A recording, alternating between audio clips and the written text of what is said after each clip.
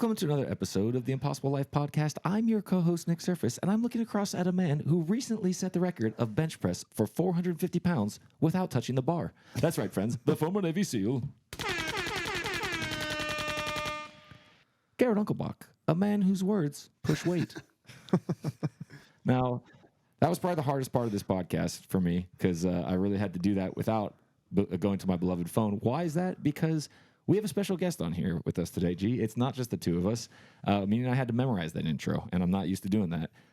First of all, who do we have with us? Welcome to the podcast, Cody McBroom from Tailored Coaching Thank you, Method. man. I'm excited to be here. It's an honor, and well done. I didn't know that you actually. I thought you always memorized those intros, man. So well done today. No, dude, this is your scene behind the veil. So, real quick intro about Cody. So Cody has become a homie of ours. Well, first off, you were on Cody's show. How long ago was that? Bro, I was getting to that, man. There's a flow to these things. You can't just jump just in. keep going. I'm trying to. This guy next to me keeps interrupting me. Anyways, so yeah, Cody, spoiler alert, has his own podcast with over 4 million downloads. The Tailored Coaching Method. What's your podcast? What's The it? Tailored What's the actual, Life. Is it Tailored Coaching Method podcast?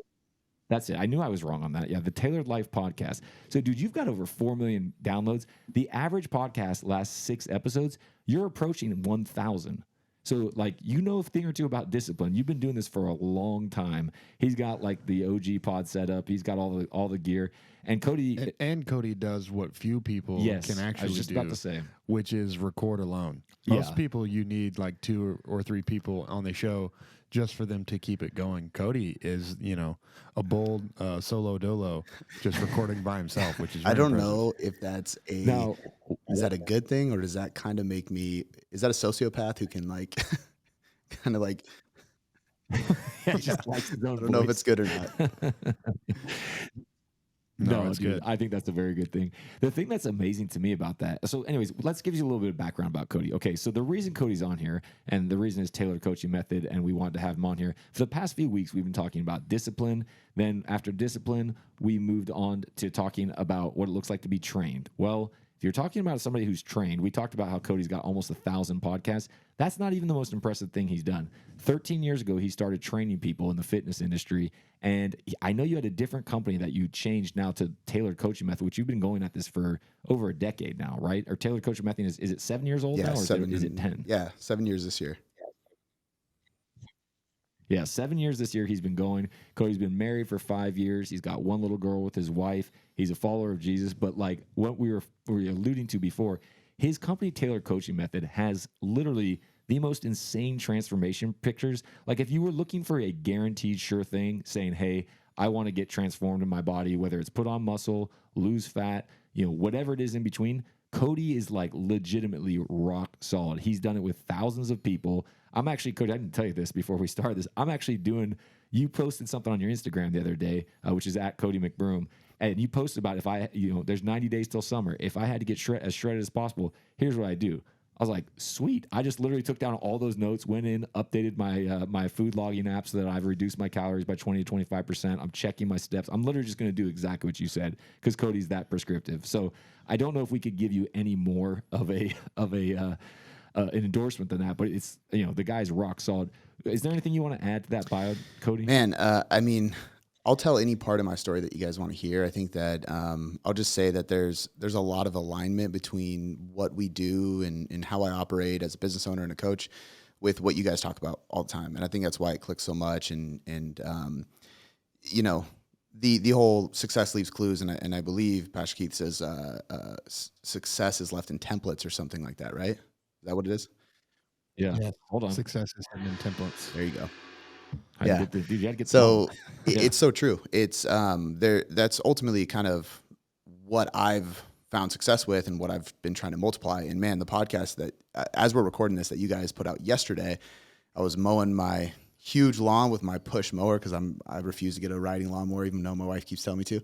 I was listening to it and I'm like, exactly. And I can listen to a podcast. So I was listening to it though. And there was so much of it that is exactly true. Even the part about with the Navy SEALs of like your training doesn't stop until the person you train can train the next person. And like even that element has been implemented to where I'm getting really close to that point to where the people I've trained to train the people on the company, right? The coaches, coaches, it's becoming that, which is really exciting. It's the next chapter, which you guys have helped a lot with, but everything is just so synonymous, and the alignment is so strong that, man, I'm just excited to talk more about it so people can hear this. Cause I think that what you guys talk about so much applies to so many more people, like their businesses, their lifestyles, everything they do, everything they want to achieve, than they realize. And sometimes it's just about finally learning how to connect those dots. And we're going to talk about discipline plenty today. And part of the reason we wanted to talk to you, Cody, is, well, I love what you do. And for me, the physical area is the first place that I learned discipline in life. I started working out when I was in 8th grade because I was tired of being called skinny. And that put me on a trajectory in my life of working out every day until I joined the military, just preparing. And I realized that once you can learn discipline in one area, you can be disciplined in so many other areas. And I know that you bring a lot of people into your business, clients that you have, that are just struggling with discipline in all areas of their life. You help them in the physical area, but you also end up helping them in a lot of other areas. And so we wanted to have you on today, really just to talk about all of the experience that you have in working with people who go from being undisciplined to becoming disciplined. Yeah, one thing I left out that's really key is Cody works with everyone remotely, which is like so far ahead of your time that you've been in online business for years, long before COVID. And so I mean, he can work with people literally from all across the world in both nutrition and in exercise. And you've got multiple coaches that work with you. We'll get into that more. But just to say, for people who are wondering how we got connected with Cody, we actually got connected with Cody. He heard Garrett on the Steve Weatherford podcast, I believe it was. And so you reached out and got connected with Garrett. I know you did some coaching with him. You've come out and taken part in Mighty Men and checked out what we do out here. Cody was actually on our Purpose Driven Profit Accelerated program. So we've got a number of ties. But what's been great is we've just gotten to know you. And I mean, like I said, on top of the fact that you're phenomenal at what you do, Cody's just about it. He's a great, just a true brother, loves God, and is just about the business, man. So we're grateful to be aligned with you, and also grateful to have you on here, man. So let's get into it, because I do want to, like Garrett said, when you've worked with thousands of people, training them, you have some unique takeaways.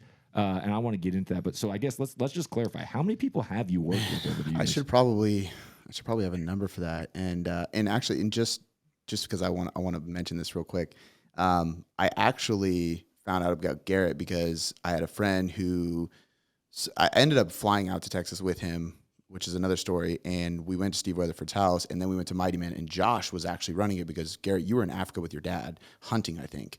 And I remember. Yeah. So this was I loved this. I loved it. Like, everything was great. And somebody was like, "Oh, that's not the normal leader.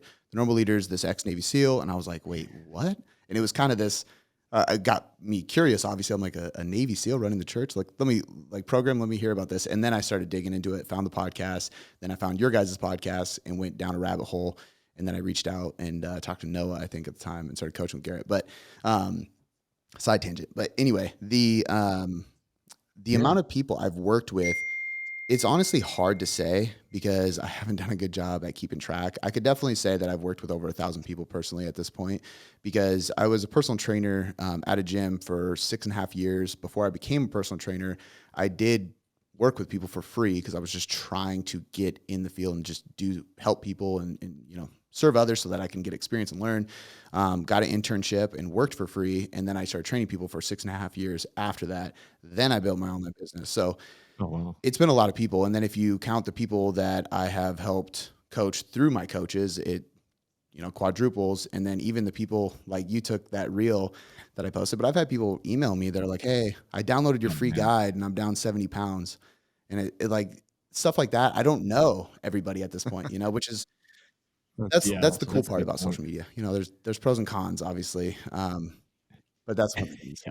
And you were telling me the story the other day remind me, but when you were first getting into it, you wanted to get online, and somebody told you, "Hey, before you go online, you need to work with people." Yeah. So actually, I got an internship at a strength training facility in kind of like Seattle. It was close to the city. It wasn't in downtown Seattle, but really well-known guy in the industry. And I interviewed for the internship, and he asked me what my long-term goal and aspirations were. And I said I wanted to build, at the time there wasn't online coaching. So I said I wanted to build a fitness website that helps people around the world. And I just want to travel and help people through my website and blog and Yeah, because there's no social media or anything like that, really. And he was like, "How are you Yeah. going to make money?" I was like, "Well, I don't know that part yet." And but I know there's guys who do this, and I named a couple of them that were just OGs in the industry back then. And he had said, "You know what? Like, wor- go here, learn. If you get a job, train people for 5 years straight. After that, you'll have the right to coach people online." Which I agree with. You got to work with people in person and know what you're doing before you can jump online and be a coach. And then I ended up working there for 6.5 years straight, 6 days a week training people until I finally decided to step out on my own and build my company, which at that point I actually gave up 100% of my clients just to make sure that I did things the right way, respectfully, and started from scratch. Told my wife that I was going to make it work. She'll never have to Wow. work again. And she just gave me a smile and was like, "Okay, babe." And I did. I hope people will hear what Cody just said, because Yeah. Cody's built a business that a lot of people would like to have. They'd love to have as many clients as you have, coaches working underneath you, you know, thousands of podcasts, just all the testimonials and fruit that you have in your life. It started with you had a dream, right? Hey, here's what I want to do. I don't know how it's going to work out, but I want to coach people online. I don't know, with a website or something like that. And someone who you respect said, well, you need to do this for 5 years. You did it for 6, and then went on to doing what you wanted to be doing. A lot of people are like, I know you're respectable. I know this is what I want to do. And they just try and go figure it out. And they're not willing to sow seed. They're not willing to plant for years and years and years before they get to where they really want to Yeah. go to. Yeah. You paid the Yeah, well, price, man, you for know sure. what? I And looked at you everybody in the industry, and you guys can do this too, probably. You look at everybody who has accomplished what you want to accomplish. Or I think about this when I watch Keith with his sermons and everything. I just think about how admirable his life is, and there's so many years of excellence and hard work and consistency and investing behind that, And so I think some people can get discouraged by that. And I believe he said at one point, it really was so cool. He said, when you're around greatness, you're either, I believe he said, you're either envious, inspired, or intimidated, and you should strive to be the one that's inspired. It was something along those lines, and it was Right. so powerful. Yeah, But that's anyway, exactly right. yeah, I think that's cool. No, that's good, man. You follow the same sensei we do, man. I love that. So, do you have like an estimate of how many people you've coached? I think 1,000 is a safe bet for sure. Like That's yeah, like a it's conservative definitely estimate. 1,000. But and Yeah. remember too, I've never. Well, I have done this early in my career because it was part of the company I worked for, group coaching, where you run boot camps at the time, and Right. I mean, shoot, Sure. there was a Yeah. time where we would do these charity events. I ran a boot camp. There was 100 people in it, and I'm screaming. I ran a boot camp at the facility of Special Olympics out here. It's on Fort Lewis military base, and I was on stage with a microphone screaming at these people, and I've done all these different things. But when I say 1,000 people, I mean 1,000, like one-on-one individual clients. So Yeah. it's a greater impact at that point. So, in the thousands of people that you've worked with, because I'm sure it's more than 1,000, thousands of people that you've worked with, what's the number one thing people need help with? What's the common denominator that you've seen? I think it's hard to say exactly in a way that people will understand. So I'm going to try my best. I think that, and I'm sure you guys will understand and be able to pick this apart as well. Most people, it's consistency, but consistency isn't the issue because people come to us and they ask me, how do I get more consistent? And I always say, well, you get consistent by getting consistent, right? And so how do we start? How do I do the work without Exactly. doing the work? But it all begins with taking action. And a lot of times they're not taking action because they don't have self-belief, because they don't have the evidence in front of them. They've never done it before, so they have no proof, no reason to be confident and have self-belief. So they doubt themselves. The doubt usually leads to making incorrect decisions, because what's the point of trying? But also it's a lack of awareness and education. They don't know what to do and how to do it. So a lot of times it's that initial taking action. And I would also say discipline. And a lot of people, they know that's the issue. And I really like what Garrett always says about this with, you don't have a discipline problem, you have a purpose problem. So a lot of times that's the route we kind of go Right. down. I don't use the same like frame where it's like, if I kidnapped your family, would you be able to do it? And they're like, well, yeah. Well, now you have a purpose, but Yeah. it's getting a lot more clarity. I've told you guys this kind of analogy or story or vision that I have personally of how I've always been this average person striving for above average.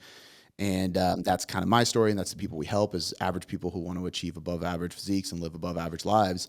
And a lot of times I find that they just can't create the clarity or the vision on what above average actually looks like. Because if you've never accomplished anything before, it's difficult to envision it for yourself without a lot of deep work. And usually when people compare to other people, they look at it as a negative. And so they try not to compare. But it can also be looked at as a really good thing, because I can look at something you guys have accomplished that I want and go, why not me too? They have something I don't have. Maybe it's experience, maybe it's knowledge, maybe whatever it is. It's not discipline and it's not grit. Maybe it's discipline in that realm, but that's a trained thing. We all have it. We just have to practice it to really execute on it. So a lot of times it's going through that. And once we create that clarity on the vision, discipline is kind of just it's a byproduct. It just happens a lot more easily. They don't even have to think about it much. Does that make sense? So, so yeah, man. So you're if I could summarize that, you're saying like belief and vision, and it comes down to a lack of knowledge. So that what you said about that, about how they're discouraged before It's they helping start. them connect a purpose to the plan that Cody gives them. Right. Yeah, this is Garrett editing things to get down short and concise. So thank you for doing what you always do, I'm G. Nick's constant editor. Dude. And you don't even have to ask for it. It's just always on. So thanks for that, G. Real quick, I wanted to point out before we ask you another question, because you talked about like they'll go on and download free resources. We're going to put all this in the show notes so you can get a hold of Cody if you want to work with him. But like tailoredcoachingmethod.com is the website. They have a free resource section that, like, dude, honestly, even as a marketer, I'm like, man, you might be giving away too much here. Like, I downloaded your nutrition guide. That thing is like ridiculous. I was like, okay, great. I didn't know what to expect. I started scrolling through it. I was like, oh, this is like a legit read that's going to teach me. I mean, they had periodization and all sorts of stuff in there. It's impressive what you are just giving away. Because I mean, you have a chief science officer that you have on staff there. I mean, like I said, this is not like Cody's opinion. You are a principle based man when it comes to working with people. It's even that guide. I've been told that about. In fact, I actually used to sell it. I used to sell that as an ebook, and then I decided, I'm just going to give this for free, because I believe it. What I realized was if people come to us after that, say somebody has 40 pounds to lose, they're going to lose the first 10 to 20 with that book. Then they're going to come to us with 20 to 30 left to lose, and a lot more knowledge and awareness, and all the little things already knocked out the way. Yeah. So it's way easier for us to work with them. And even if they read it, because this happens too, people open it, they're like 87 pages. I'm just going to hire them. And then they just hire us, right? And if that's the case, that's fine too. But now we have trust. Yeah, exactly. But they trust, right? Yeah. And this is the same thing. And I tell people all the time, I actually just put this on my story because we're looking for a new coach. So it's like the application to work for us. And I said, like, one of the requirements is like, you have to practice what you preach. Like you better be in shape. Like, I don't need you to be shredded, but if you don't do what you're preaching and what you're telling other people to do, they're not going to trust you as a quality resource that can get them where they want to be. You know what I mean? So I'm a big believer in that. And a lot of times the free content, I mean, we have a rep max calculator. So basically percentage-based lifting. You can calculate all your 1 rep max, 2 rep max, 3 rep max, all that. Macro calculators, free ebooks that have training programs in it, diet plans in it, recipe guides, like all kinds of stuff, all free. No problem at all. But it builds trust with people, and it lets them know that we're experts. Yeah. And just if you don't watch this on YouTube, I mean, you'll see. I'm sure you'll see Cody on one of the reels if you see us on Instagram. But Cody is in great shape. You competed in a physique competition last year and came in second place. And you're bulking right now, but not like when I've seen dudes bulk. It's like they're eating like at In-N-Out Burger twice a day, and they're just like absolutely ballooning. It's a different kind of bulk. Yeah, you're bulking and still looking pretty ripped, which I was like, that's impressive, dude. So yeah, you're in a whole different level.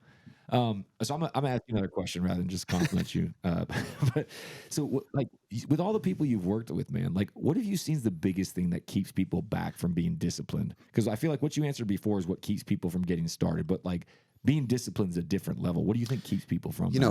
Obviously the purpose aspect that I touched on, that definitely plays a part in this, because if they don't keep that vision and keep that clarity of where they're going, obviously they can get distracted. But I think there's two parts of this. There's one part that is the responsibility of the coach.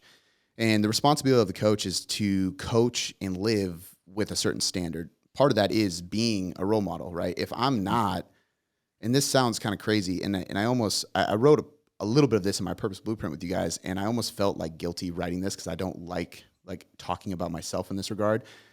But Garrett came over and was like, you have to put that because it sets the frame. And so if I'm not the literal version of the person they want to be physically, that's an issue because they have to chase me. They have to see a role model guiding them. They have to see me walking the walk constantly, like I said before, so that they have a modeled version in front of them that they can keep following, right? There's another. Would you want to learn from a poor business coach? Would you? Yeah. Can you trust the skinny chef? I always No. This sounds weird, but like I always use this example of like I'm not going to trust a mechanic who doesn't have sausage fingers, right? There's just gnarly fat fingers For sure. because they've been in a couple engines bare hand. They know what they're doing, right? And that's proof of that. Yeah. So that's a big piece of it. Another part of the standard is constantly reminding the client. Like you have to tell the client over and over and over again where we're going, where we're headed, why we're doing this. Remember your goals. Remember the timeline. This is the phase we're in right now. They need that reassurance to remember what path they're on because this is a foreign path to them. They're going into unknown territory. They've never been to that state, right? And until they get there, you got to constantly remind them. So there's a lot involved in the coaching side, but on the client side, outside of that purpose, I think a lot of it is patience. Like in today's world, I think this is what helped my business so much, but it also made the growth so slow. And I was never somebody like I never had a crazy surge of social media followers. I never had a crazy surge of influx of business. It's just been a really slow, gradual growth over the years because I always tell the truth, which is ironic because I think I don't know what the definition of viral is, but I think that video you're talking about went viral. It's almost at 500,000 views now. And yeah, it's going crazy. No way. And there's a lot of people commenting on it that are like, finally, somebody just tells the truth. Like there was no crazy hack in there. It was just real advice. A lot of it's going to be hard, but this is the work you got to do. And I think us being transparent and then the client understanding that because there's a part of transformation. I always call it the 3 A's. And the first one is awareness or acceptance. And when you're aware of your current state and you accept it, and this is why I hate the body positivity movement, is because they're accepting where they're at, which is fine. But if you're accepting it in a sense of not wanting to create change because you're okay here, that's not okay. You need to accept that you put yourself there and you probably need to change it. You don't need to shame yourself, but you need to admit that you did this. This is where you're at, and you can create change if you want to. And the change is going to be for the better. And that's the second A, which is adjustment, and that leads to acceleration, right? Results. So once the client kind of goes through this phase of becoming aware, accepting what is, and then understanding the transparent truth of the process, maybe it's going to take you 6 months to get where you want to be. Like that's a very, very small portion of time considering how long your life is. But in the moment, that seems like forever to people because they've been sold this ridiculous quick fix hacks and all this BS in my industry. And so when I can paint that transparent picture for them and really do it in an authentic way, I think that they understand it better and they can buy into the patience. And when they have that patience, that's really when results start happening. Because people come to us and nobody comes to us without trying something first. And everything they try is quick fixes. We've surveyed people, so I know that for a fact.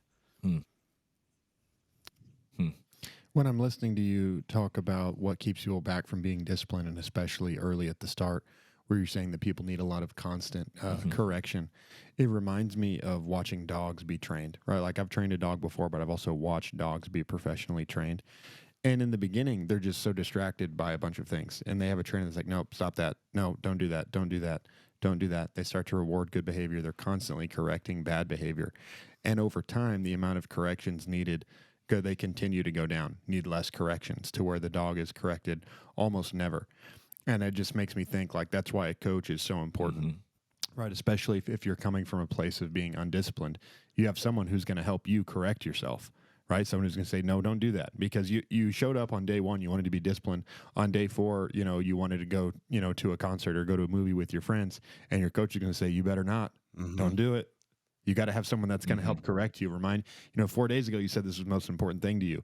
Don't be telling me now that, having nachos at the concert is the most important thing to you. It's not, because tomorrow you're going to come back and wish you hadn't done that. Right. And that's really the value of a coach. But Cody, when you've seen people, when they get past that hurdle of constant distractions and you see people, you have a lot of them on your website. But what do you see happen to people when they make a physical transformation? What else changes in their life when they transform their body? Yeah, because discipline physically, we always say that's a great place to start, right? and you get to do that all the Well, time. and you know, a big piece of that is mental, obviously. I mean, even that example you gave with the concert and eating nachos and stuff like that. You know, if we really think about the principle of calories in versus calories out, you can have the nachos and still get the result, but it actually takes more discipline to have the amount of nachos you can fit in your calories, which isn't very much. You know what I mean? So like now we have to be smart of Right. how we use our discipline. Yeah. It's probably better to just remove them because the good time isn't the nachos. Right. The good time is the music at the concert. So, which is a different aspect of it. But I think a lot of the discipline comes in this mental state. And so I always talk about this aspect of I think I might have mentioned this to the group when I was down there, but self-formation is what I call it. It's the best thing I can think of for it. And it's the transformation of yourself, but it starts with that self-belief I talked about, right? If they don't have self-belief, we have to help them instill it.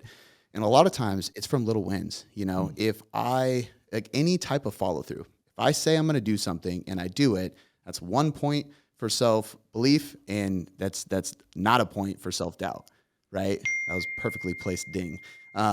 If I don't follow through with what I said I was going to do, that's going to add to self-doubt, right? The more self-belief we have, the less self-doubt we have. Because all it is, it's just doing what you said you were going to do. And this goes down to, if I tell my wife I'm going to clean up the toy room and I didn't do it, she has less belief in me, which is going to lead to more doubt in myself even. Like every little thing you do. So it starts by these little wins, and then we can ask for bigger things and bigger actions that lead to more self-belief. But once we have that self-belief, we can actually take action and start the process of transformation, which starts with discipline. Because you can't wait to get motivated. You have to be disciplined. So then we act, and that requires discipline.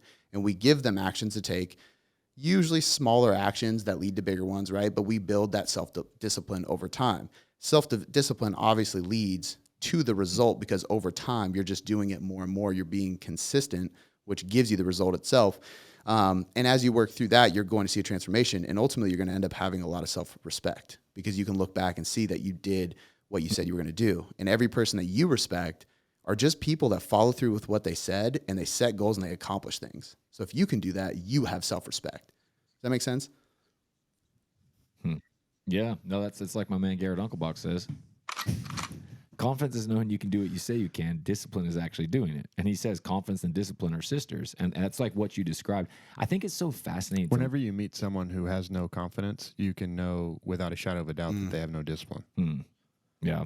I think it's so fascinating, though, listening to you answer these last couple questions, because so much of what you're saying people need at the beginning, I think, is the reason why people quit in things, whether it's a business, it's a relationship, any endeavor, is that they start doing the work. And because they don't see the results as fast as they thought they would, they either assume they're on the wrong path or they make some sort of assumption and they're like, oh, well, this isn't going to work. And basically they stop paying the price. And it's like you were on the right path. You just misestimated the time. And I think this happens all the time where people just lose hope and they get negative, and so they just stop on things. And it's like, man, you were going the right path. You just quit too early.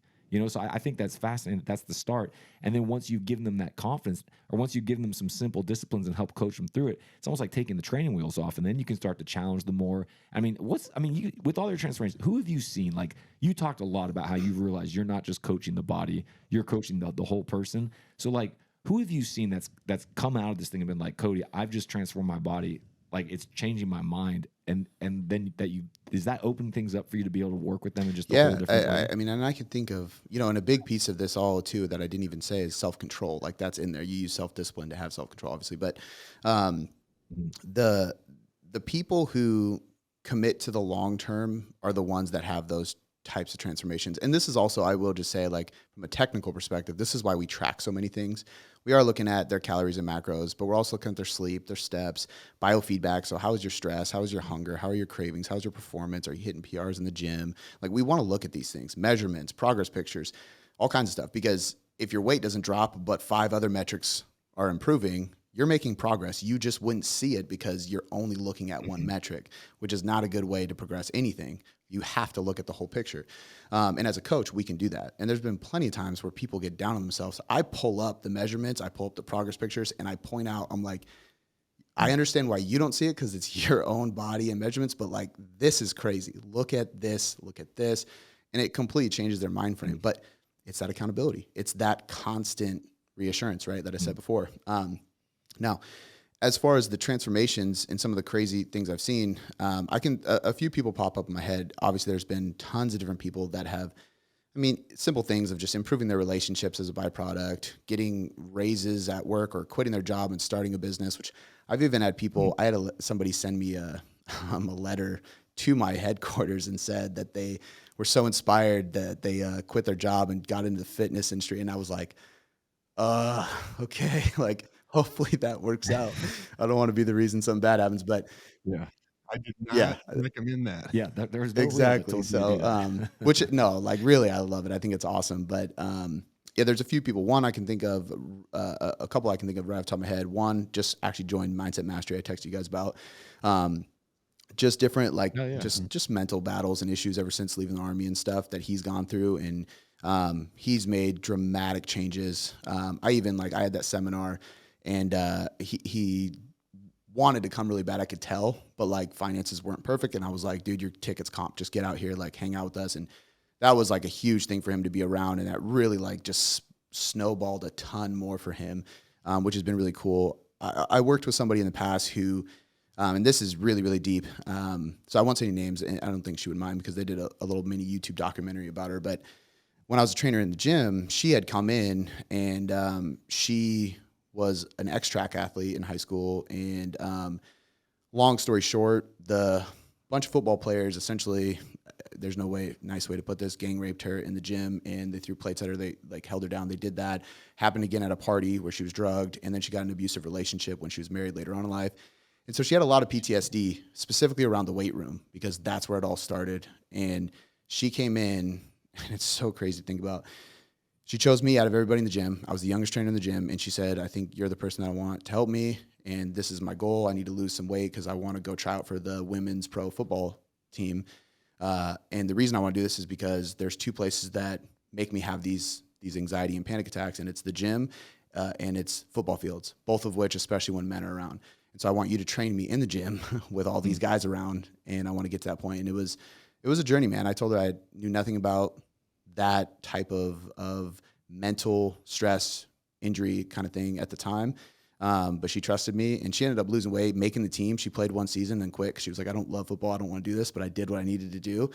And man, that was a wild ride, but it was so inspirational because she did what she said she was going to do. And that's the kind of goal where you look at people who are complaining about losing 10 pounds, and it's like, come on, like, what are you complaining about? Like, that's not hard compared to some of the stuff, you know?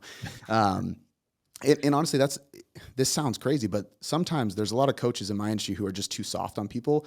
And I think that's something special about us, as I tell my coaches too, we have permission because they hired us to be that individual in their life. And if they need somebody to tell them, like, are you controlled by the cookies? Like, are you controlled? Like, you really can't do this? You don't think you're strong enough for that? Like, sometimes they need that. And I'll give that to them in a respectful, loving way. And they receive it, and it changes their life, you know? So, anyway, I could go on and on about different people that have had crazy stories, but That's what coaching is. Yeah, you don't have to pay Garrett for that. He just does that voluntarily, you know? Only for you, Nick. Oh, I appreciate it. That's what coaching is. You know, I always tell people that's what I think the difference between, and some doctors listening might not appreciate this, but to me that's the difference between counseling and coaching. Counseling is we're going to talk about it. Coaching is we're going to talk about it, and then we're going to do something about it. And people, when you're a coach, people have invited you into their life to tell them the truth. Yeah. That's what you get to do. And sometimes the truth hurts. Yeah, and you do a very good job. Yeah, yeah, but I mean, it's a kindness, isn't it? Because that, like, you touched on the body positive. I think thing. you need to hear that for yourself, Nick. Look, dude, it's a kindness when I tell you the truth. Gee, look, just leave me alone, okay? How's that? No, but what we were talking about, that body positivity thing, it's, you know, like you said, okay, you can accept where you're at, but to say you're going to accept where you're at and it's just accept me for me and I don't need to change. It's like there's diseases for your body that don't care if you like the way you look, like type 2 diabetes, heart attacks, like those don't care if you feel good about yourself when they strike.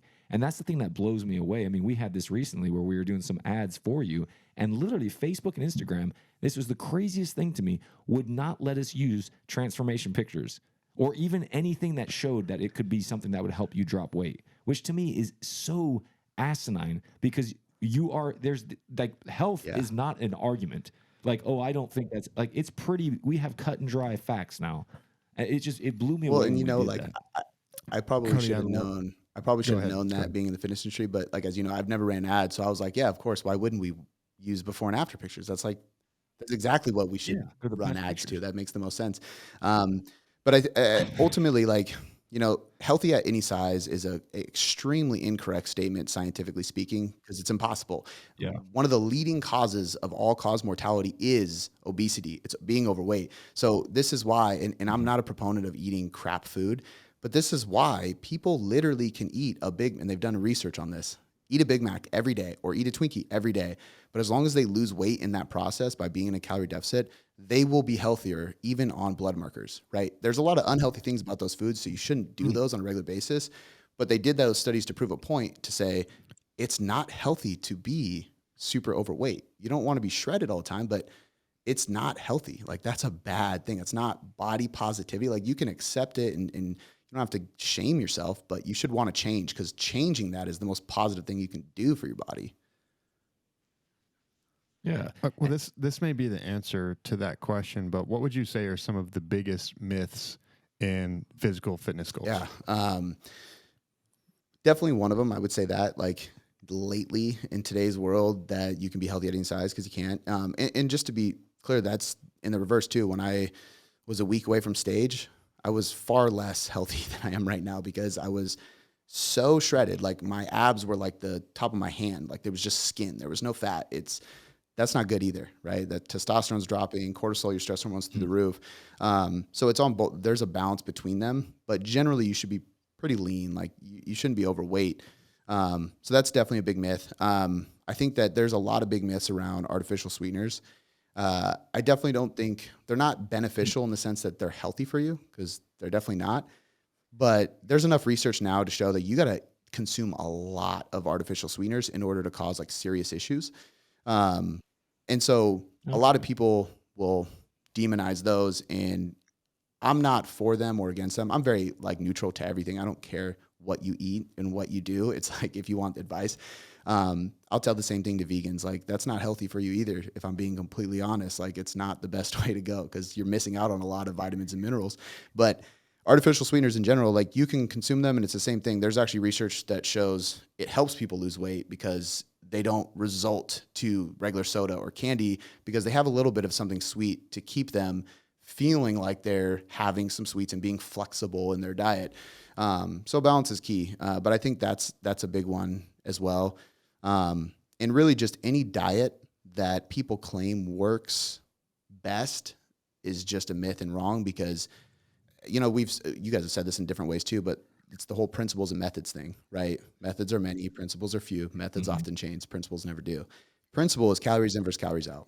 That's what leads to fat loss. If you're in a calorie deficit, eating less than you're burning, you will lose weight. And it doesn't matter what diet you're on. They even did a study on intermittent fasting where they compared intermittent fasting to regular consumption of food throughout the day, but they matched calories.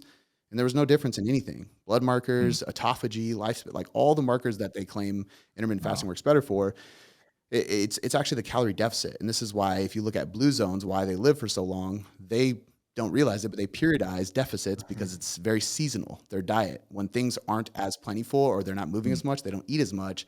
And that helps balance their weight, keeps them lean and healthy.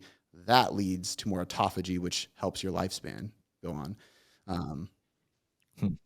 See, I told you Cody was an OG, man. I love that you took a shot at vegans as well, because this guy sitting next to me, the three food groups for him are Wagyu, filet mignon, and steak. So that's like Garrett's always eating. I love what you're saying about diet, because it's how I feel about.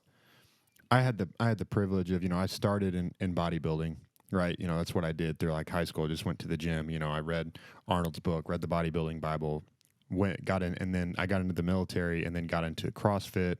Then I got into powerlifting. And I had done gymnastics before, so a lot of body weight stuff. And people are like, well, what's the best one? Well, the best one is the one that you'll do. Because a lot of people, they only have experience in one, so they call all the other ones stupid. But once you've had experience in all of them, you see the value in all of them. And just like what you're saying with the diets, it's not so much the dogma of, one diet versus the other. It's really just like there's principles that lead to results. And every different, whether it's powerlifting or bodybuilding or CrossFit or running, it's like, hey, you're burning calories, right? Obviously, if then there's principles to adding muscle is going to increase your metabolic rate, and you'll burn more that way. Yeah. Now, I want to ask you a little bit about your transformation, Cody, because I think you were overweight as a kid, right? Is Yeah, that right? my mom would call me Yeah, I see. husky when I was a kid. Right. Yeah, dude. There's So was Nick. yeah, exactly. I was overweight. Look, man, Garrett's on a roll today. Yeah, dude. Going down to have your parents take you shopping and buying you the husky jeans is like such a kick to like. It's such a kick to you as a kid, and I got made fun of. And this is the whole like. Pick last in dodgeball. No, bro. I was always an athlete. I was always great at dodgeball. I can just keep that noise down. You were the sleeper. Yeah, dude. I just didn't look athletic, but I was. But I was overweight, man. And you know what? My sister and my best friends made fun of me, and it sucked, man. I hated it. So you know what I did? I did something about it. I started eating healthier. I started exercising, and like I look back on that with nothing but positive perspective on it. Because I'm like, thank God I got in the habit out of a young age of not being like, oh, I can eat anything I want. Because I had that friend who was like 17 and ate a 20 box of McNuggets every day and never gained an ounce. And guess what?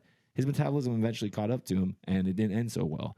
And so I'm grateful for that. But like, talk me through your transformation, dude. Because obviously I didn't start a fitness company, whereas Yeah. you're So the man. funny enough, like there was actually I this didn't initiate my weight loss journey, but it stuck with me until I finally lost weight. But I had a friend called me Peter Griffin, and I'll never forget it. Like that was one of those things. Yeah, it was bad. Ow. It was Hey, bad. Rollins, And we're dudes, you know, we make fun of each other. And so I was doing the same thing to him. And Yeah. in my mind, like, why would you get insecure and weird about what I called you? But when he said that and probably forgot about it 2 minutes later, it stuck with me. And I had that chip on my shoulder, but I graduated high school and I was kind of at my heaviest because I still played soccer and I was like, I was the surprisingly fast, heavy kid on the field, I guess you could call it. And Yeah. because I didn't play goalie, I was Yeah. actually on the field. And I tore my meniscus my sophomore year of high school, came back, and then I tore my ACL and my meniscus in my senior year. And then I gained a decent amount of weight, graduated high school, and I was starting to go to community college for business. And my friends, some of them were going off and playing basketball in college, and I was just kind of sitting around. A lot of the friends I was still hanging out with were going down the wrong path, as was I. I was kind of just in the wrong places, wrong people, wrong times, which is a different story. But I remember literally just admitting and going back to that acceptance key. I remember literally getting out of the shower, walking down, looking in the mirror, and just literally kind of talking to myself in my head, going, "What are you doing? Like what is this?" And I started seeing stretch marks come, and that was like the final straw for me. And I just went cold turkey. And at the time, I didn't know what calories in versus calories out was. I switched from Fruit Loops to Special K cereal and 2% to 1%. I drank Diet Pop instead of regular. But I created a calorie deficit. Dude, big You know, like it was the principle. It worked, and I actually started losing weight. So eventually, I ended up losing about 45, 50 pounds. I tried a bunch of random diets and kept going in and out of stuff. And throughout that is what turned into my passion for fitness and nutrition. I changed my degree and started going to school for that. And I just never looked back, man. That was my thing. And I even remember my parents having talks with me of like, you got to have a plan B. Like, this is not a very profitable or fruitful thing that you're going to be going down from a career perspective. And I just always said no. I was like, if this failed, I'll find a job. But like, this is not going to fail. If I have a plan B, my plan A is lacking the confidence it needs to work. So I'm just going to do this thing. And I did it, obviously. So Say that again. Yeah. That's so good. I feel like you're giving people an entrepreneurial lesson without even meaning to. I can't with all help the it, stuff man. you're But yeah, saying. It's so good. what I had said was, if your plan A doesn't have enough confidence in it, it's not going to work. Plain and simple. So if you have a plan B, you're going to lack the confidence needed to make plan A work. So Cody, you've had, I guess, multiple physical transformations. That was kind of like the inception of it, and then multiple physical transformations of preparing for shows and things like that. But much more importantly, you've been through somewhat of a spiritual transformation recently, in growing deeper in your faith and also being public about your faith. Tell us a little bit about that. Yeah, it kind of started. It's been a weird. I say weird. It's very purposeful. If I really look at it now, and I was just ignoring the guidance and ignoring the word, you know, and it kind of started for me, like nobody in my family is really spiritual or religious at all. My grandmother is, but she was very quiet about it because my dad had moved out when he was 17 years old and he was kind of the rebel of the family. And so I assume now, like, we're very close. I actually got my grandma, I don't know where she caught onto this. Maybe it was on my Instagram story or something, because she gets on social medias and stuff. She's 90, dude. She's literally, That's awesome. She wants to she's see what her 90. grandkids are 90? doing. Yeah. N- Yes. 90 And years old on it's just a Instagram. blank That's profile, and she'll awesome. just like look at her grandkids basically. But she started reading the proverb of the day, and she texted me because of me. She started doing it. It was really cool. But so we talk often about that stuff now, but I just was very like lost in all that. It was never spoken to me about. So I really didn't have any knowledge or awareness around faith, God, Jesus, anything, nothing at all. And I got jumped when I was 21, I believe. I was in, again, the wrong place with the wrong people. I guess the wrong time, but I mean, I was there intentionally. So I thought I was there at the right time. And some guy punched a girl in the face, and I wanted obviously to help and hurt him, if I'm being completely honest. And I happened to be the first one leading the pack out the door, and his friend was on the porch, hit me in the face with a bottle, and knocked me out unconscious. And they just kind of proceeded to step on me, kick me in the face, hit me into the porch. So I woke up in a bathroom, there's blood everywhere. Long story short, ended up in the hospital. And that was the first moment of like, life is very precious and I'm taking advantage of it. I need to search for more. And I actually had, I don't know if I told you guys this, I actually bought a world religions textbook and started reading it, because I was a blank slate. And I was like, I just want to learn about all this. Why are there so many religions and all these different things, right? So I started going down this path of that.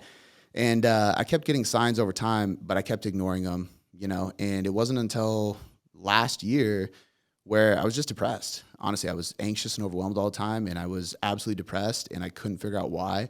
I had the business I wanted. I had the facility I wanted. I have a wife who stays at home. I have a beautiful house on a big lot. I bought my wife my dream car that was on my vision board as a gift. My daughter's beautiful. I say the money things because I kept chasing those numbers, and they weren't doing anything for me. Something that stood out a lot to me that Steve had said to me when he first saw me was, you have a God-sized hole in your heart, right? And so that's really what it was. And I finally reached out to a good friend of mine who I would call my Barnabas today, Cody Smith. And he didn't know anything was going on, so I kind of confided in him, and I hadn't confided in anybody else yet. My wife knew something was up, but I've always been the guy that's like, I'm good. No, I'm good. And, keep it to myself. Right. And so I had spoke out to him, and he was like, man, I think you should come on this trip with me next week. It's in Texas. Actually, at first he didn't tell me where. He was like, it's a men's retreat for like entrepreneurs and stuff like that. It's personal development. You'll get a lot out of it. And I was like, okay, when is it and where is it? And he's like, well, it's next week and it's in Texas. I'm like, there's no way my wife, who is very, very focused on planning and needs like months heads up, like there's no way like she's going to let me bounce to Texas. We got a little one, but I'll run it by her, man. I went home and she's looking at me. She's like, you should go. And then she said, where is it? She didn't even ask me. And I was like, it's in Texas. And she was like, okay. Wow. And then I found out I was going to Steve Weatherford's house. And if anybody knows Steve Weatherford, it wasn't just a personal development for entrepreneurs kind of thing. And Cody knew it would be the right thing for me because we've had small conversations about faith and such. And so, man, it was life-changing. I went to Mighty Men that weekend. I spent a whole weekend at Steve's house with him. A lot of really good conversations with Cody. And I started just changing everything about my day-to-day, everything. And one of the really powerful things for me too, I don't even know if you guys know this, but I interviewed Steve on my podcast 5 years ago. And somebody connected us because it was like PR for him and it was good for me. And I feel bad saying this because I love Steve, but I literally was like, I got done. I was like, I don't like that guy. Like, he's just kind of a tool. Like, I don't know, something about him I just didn't like. And so I was hesitant. And Cody was like, dude, he is not that same Steve anymore. And sure enough, totally different. And seeing that transformation for me was really powerful, So long story short now, even though I've been telling quite a long story, I came back from that and changed everything. I reached out to Garrett, started doing coaching with him, listening to your guys' podcasts, getting into the word every day. Even though I have the recordings and the site for that, I wake up at 5 a.m. Pacific time to watch Mighty Men live every single weekend. I watch Sunday service with my wife as well. Cody always posting on his story. I so appreciate that he gets up and does it's a lot better, man. man. It's just there's something about, even I don't know. To me, I'm like I like that so much. I like being able to do that, and it's not the same doing push-ups 2 hours later when nobody's actually doing it with you. Exactly. Yeah, watching a video versus. I was gonna say the command push-ups for you. I enjoyed watching you when you were out here because you had no problem. By the way, Garrett decided that our reward this past weekend when we went camping for 3 days of like limited sleep and like a hyper amount of physical activity was that we would go for the double portion. So we did 50 command push-ups, dude. It was like people were breaking all over the place. It was, I don't know why we expected anything else, but like that was legit 50 command push-ups. So that was fun. We just got a couple more questions for you, man. Like I said, man, I feel like you, without meaning to, you've given such a lesson in business for anybody out there that's looking to start a business. Some of the things you said about having no plan B, about how you paid your dues first and you did things the right way. You didn't, like, you could have stole clients from that person when you left to go on your own, but you didn't want to do things the wrong way. There's so much of that where you're reaping because you've sown well. But like being in business for a decade, I don't know if you know this, but 65.8% of businesses fail within the first 10 years. So you are in a very, like, you're in, the bottom third, or I should say the top third now, because you're actually, passing that. So what's the biggest lesson you've learned, man, in over 10 years in business? Oh my gosh, man. I think that a big, it's changed over the years. Obviously, I think what you said is definitely a couple of them, like not taking any clients and giving them all up. And for people listening, my wife was also pregnant and we just bought our first home, which was in her name, and I had no credit to my name or anything.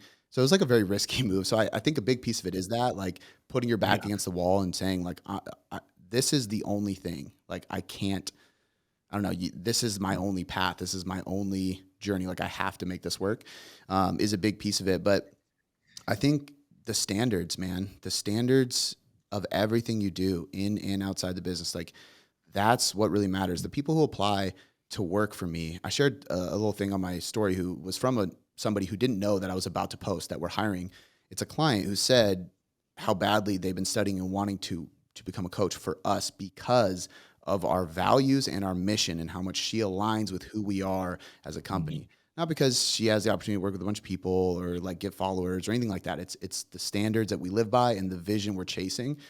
People resonate with that. And that's what really, what has allowed me to build the culture, the community, the team, and honestly stay on the path and like not be bored of it, right? There's, of course, I'm an entrepreneur. There's overwhelm, there's anxiety, there's times where you have more certainty than other times. That's just part of the game. It's a wild ride as an entrepreneur and that's part of it. But I think the standards at which I run the business are really the key. And it's what makes me confident. Garrett, you said something the other weekend when I was down there about this, like basically like if this failed, it's okay. I'm just like, I don't think this is going to fail and I don't want it to fail, but I know what my purpose is and I'm going to continue to show excellence and be successful because I know what God wants me to do with my life, what my journey is. And I think with that attitude, you're 10 times more likely to build the business and never have to worry about that anyway. And I think that's the biggest thing I've learned, man, honestly. And that's understanding what the mission is. And you were recently down where we were working in the Purpose-Driven Profit Accelerator. We got to work on your purpose blueprint, Cody. Do you maybe just want to share one of your takeaways, because we're wrapping up here? You want to share maybe one of your takeaways, or you were also just mentioning the vision and mission of your business, if you want to talk about that. Before you do, though, G, because you skimmed over this, what's the purpose blueprint? Because that's not something that's like widely known for people out there. Well, the purpose blueprint is a part of our PDPA program, the Purpose-Driven Profit Accelerator. There's a long story in how I put all that together, so I won't go into that. But a purpose blueprint is your vision, mission, values, and principles. It is an operational guide for your business of how to keep going and how to get to where you want to go. So, I mean, we've talked about that a ton in the past, and you can also go to our website to learn about the PDPA. But Cody, vision and mission for you, or maybe one of your takeaways from the PDPA. One of the coolest things for me has been the fact that I started working with you one-on-one, and you introduced this to me in a smaller context. We started this and I introduced it to my team and I saw the change for almost a full year. And then I was able to come out there and just dive deeper into it, recreate, reestablish it a little bit. And now my team's coming out in June and we're going to be able to go over it again, but it's going to be that much deeper, which is really good. But I mean, it's crazy. I've had to get rid of a couple of people. I've changed a lot of the way the systems run the business. It's allowed me to remove my ego and think that I have to control everything because I'm the leader, I'm the entrepreneur, I'm the CEO, and put people into positions that are better than I am at those things, and allows me to do more of what I'm better at, which we're still in the process of doing a bit of. And I think for me, that's like the easiest way for me to say what it did for me as a whole. That program in the Purpose Blueprint is, it's almost as if I was a guy who actually needed contacts and I didn't realize I needed contacts. And then somebody gave me contacts and I'm like, oh my gosh, I can see the path ahead of me now so much more clearly, you know? And so, you know, for people listening, it just created clarity. Like on, like, I understood the vision, but as a fitness guy, you know, it's like, what's your vision? Well, I want to help as many people lose weight as I can. Like, that's not it. You know, it's so much Right. deeper than that. And it really took me to the process of learning more about the self-formation that I explained earlier and going through that, and showing that and picking it apart. And we actually started interviewing clients and hearing that in the story. And I'm able to see that so much more clearly. And that drives the business forward at some, not just a more rapid, like a faster rate, but a more meaningful rate. It helps you determine what you're actually after, because a lot of people, it's like, what's the vision for your business? And they'll say, well, I want to make, you know, X amount of dollars. I want to be the best at Yeah, I wanna be so-and-so. number one. I want to be number one in my industry. Yeah. Well, why? Why is it that you really want to do that? And when you can get to the core of that, and Cody, you have story from that in your life. You have specific reasons on why you want to help people transform what it means to you. When you can do that, that's when, like you know, you said you had to get rid of a couple people. The Purpose Blueprint helps you develop the right culture in your business. And culture helps attract the right people and get rid of the wrong people. And there's people that, you know, maybe they're talented, maybe they have great ability, but they don't align with your culture. And what they'll do is actually they'll tear down what you're trying to build. And when you get the right, when you understand your Purpose Blueprint, when you know your vision and your mission, it'll help attract the right people to your business. Not just that'll work for you, but that want to help build your dreams with you. Yeah, because they attach to purpose, right? No one, Garrett once said, no one but your mom is going to want to support you in your I want to be number one goal. But if you have a true purpose, like, it transcends, and people will help you slay your dragons, but they won't help you, achieve your so goals. true. So that's very good. Yeah, good, man. Well, hey, Cody, like, I think I've given you enough endorsements so people know how strongly I feel about how good you are at what you do. If people want to work with you, get in touch with you, follow you, what's the way to You're do going that? to love Man? this, Nick. You can go to fatlosstransformation.com. And I cannot believe that URL was available. Like, I literally was like, I'm just going to throw something wild in there. That's and it's like $1. Like, are you kidding me? Yeah. Like, done. That seems like a URL that would be I like know. 10 grand or So something. For sure. that literally goes to the actual coaching page where you can see a bunch of results. You can see an FAQ. You can see what we do, why we do it, how we do it. Everything else is tailoredcoachingmethod.com. There's so much free content. My name's Cody McBroom on social platforms. The podcast is Tailored Life Podcast, but it all is on the website as well. Follow Cody on social. He puts out great content. Dude, ridiculous amount of value. Yeah, we'll link to all this in the show notes. good. Sorry we interrupted you answering the question we asked you. But yeah, we'll put all that in the show notes. Cody, is there anything else before we wrap up? Is there anything else you want to leave people with, man? Because I so appreciate your insights, not only into business, but more so just into the human psyche, what stops people from accomplishing their goal. I think there were so many huge nuggets in there. Yeah, Anything I else mean, you I just throw in? want to honestly just honor you guys and endorse you guys. Like, you guys is, you literally have changed my life for the better. You've changed my wife's life through me. You've changed my daughter's life through me. Like, it really does mean more than you guys know. And the last podcast, you framed it as, teaching versus training, or learning versus training. I've often said, like, to be great, you have to learn, live, lead. You learn what it is, you live it, and then you lead it. I think a lot of people, their problem is they learn it, they live it, and then they start leading it, but they forget they got to continue living it. And so I just want to encourage people, don't stop, keep going, listen to everything these guys are talking about, and actually do something with it. Because if you're just like taking in information, you're like, wow, that's a really good thing. That's a good practice. Oh, I should consider that. You don't do anything. Your life will never change. And it's just more information you're paying for no reason. Like, do something with it, and your life can literally change. And I think that's really what will change this world today, which is filled with, I don't want to go down a negative path, but a lot of lazy people and a lot of people who want convenience, and they don't want to work hard, and they think everything needs to be handed to them. And it's sad, but if you're, this is why I love Romans 12 too. It's like I live by that. If you're conformed to the people around you and the world around you and society around you, you are doomed. Like, you are not going to have a healthy, happy, fulfilled life. It really does require taking in this information and going against their grain and taking action, and you guys set people up for success. Man, I don't think there's a better way we could end. Thank you so much, man. We're honored by it, just to hear those words and also to play our part. So thank you. Honored, Cody. Thank you. And such a privilege to have you on today.